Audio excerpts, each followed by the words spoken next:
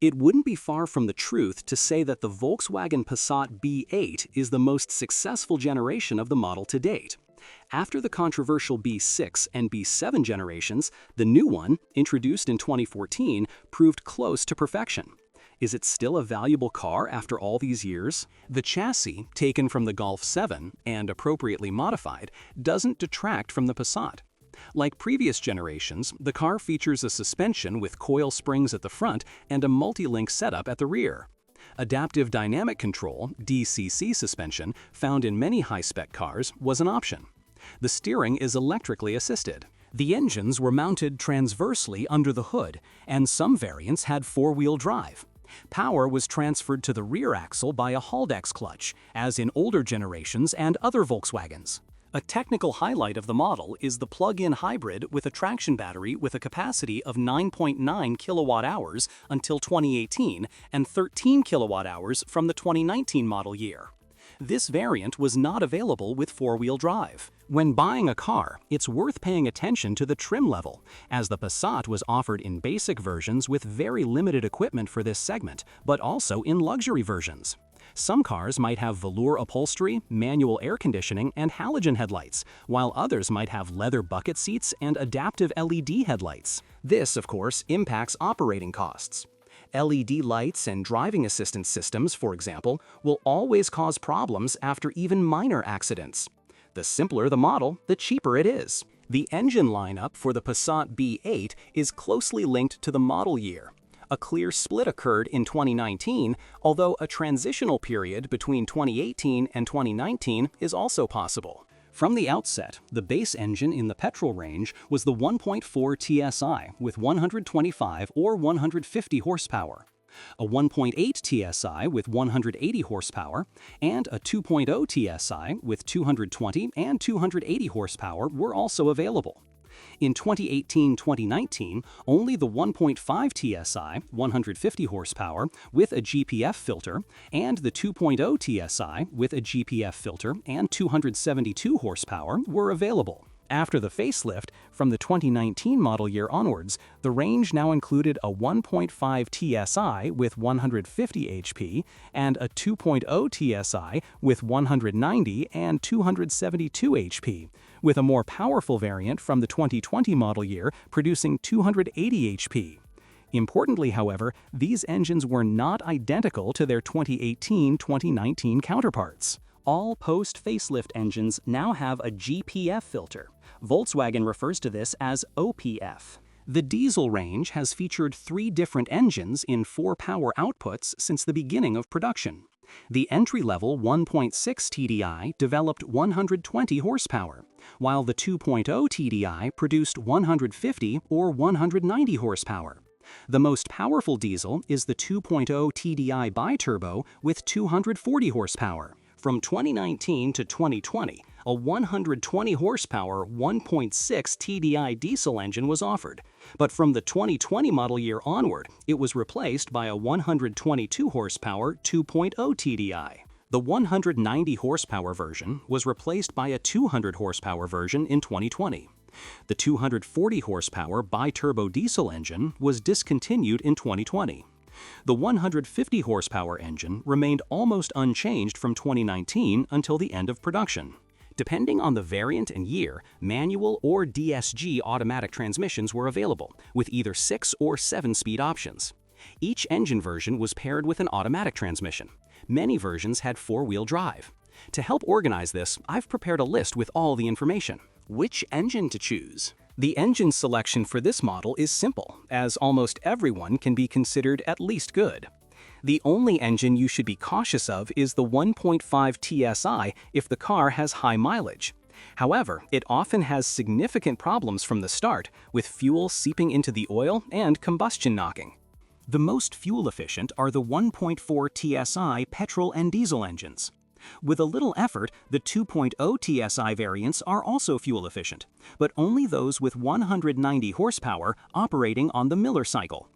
If you're aiming for a diesel, it's better to look for at least the 150 horsepower 2.0 TDI, as the 1.6 TDI is underpowered.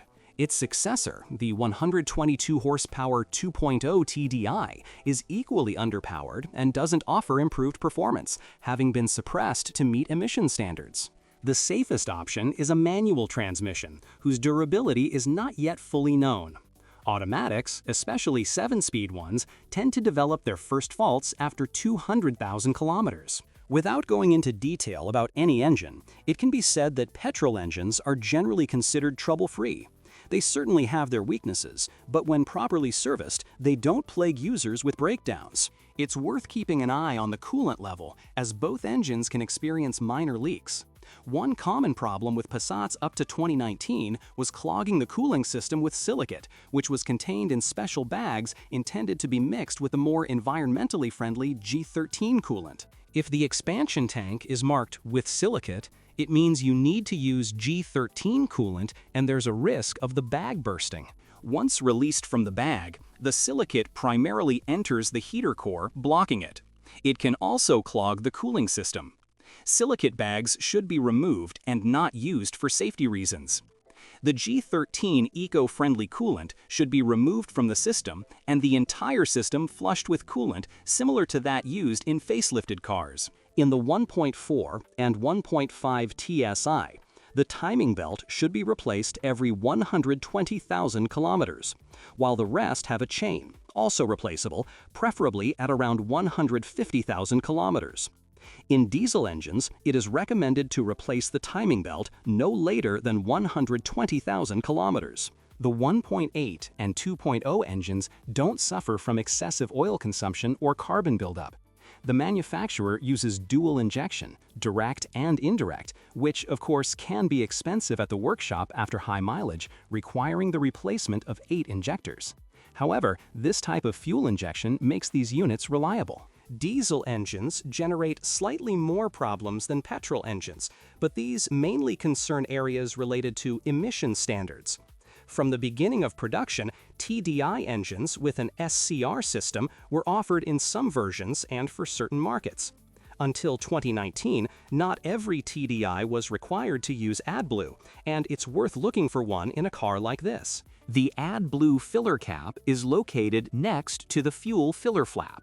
If a diesel engine is running erratically or warning lights are coming on, the problem often lies in the exhaust or EGR system.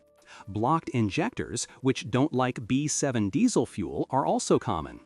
The engines themselves are very durable, but repairs to the accessories can completely negate the savings resulting from lower fuel consumption than petrol engines. The Bosch injection pump is delicate and doesn't tolerate air bubbles.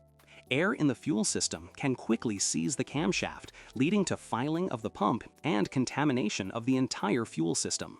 This can happen, for example, when driving on a low fuel level, on reserve.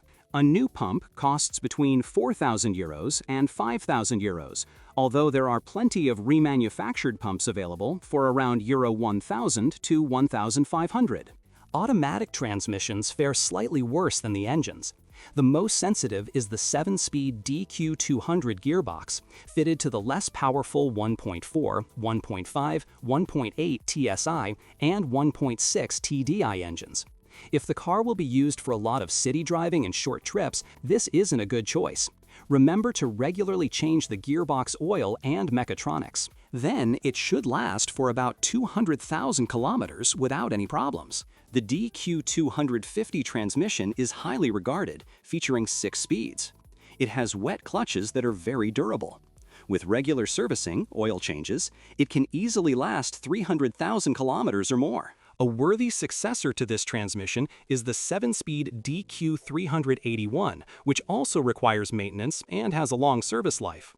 The DQ500 transmission, on the other hand, was installed exclusively with bi-turbo diesel engines and is the most durable. Unfortunately, even the best DSG transmissions, unlike traditional automatics, have clutches and a dual-mass flywheel, and the entire set can cost over €5,000. The durability of the transmissions themselves isn't comparable to many standard automatics. If you buy a car with more than 200,000 kilometers on the clock, you should expect the first problems resulting from neglected maintenance. With manual transmissions, there's nothing to worry about, except for the dual-mass flywheel. Due to the part's popularity, a replacement can be purchased for a reasonable €1,500 for the petrol version or a maximum of €1,800 for the diesel. All engine versions have a dual-mass flywheel. Many models equipped with a panoramic sunroof experience problems with wet upholstery after rain. This is most often the result of roof drainage channels becoming clogged with dirt, including leaves, pine needles, and tree seeds. Sometimes the roof rails are also leaky. Unfortunately, many owners of this model experience leaks into the interior. Few, however, struggle with corrosion. The chassis and body are well protected, and considering today's very low standards for paintwork, those applied to Passats are usually quite durable. A few minor issues with the suspension system develop over time. A dull thumping sound may be caused by worn brake caliper guides, and play in the steering rack can be corrected. The front suspension features a classic McPherson strut with replaceable front control arm pivots. It lasts for approximately 200,000 kilometers. The rear suspension features 4 control arms per wheel, with replaceable silent blocks or complete control arms, costing Euro 200 to 300 each. The rear is even more durable than the front.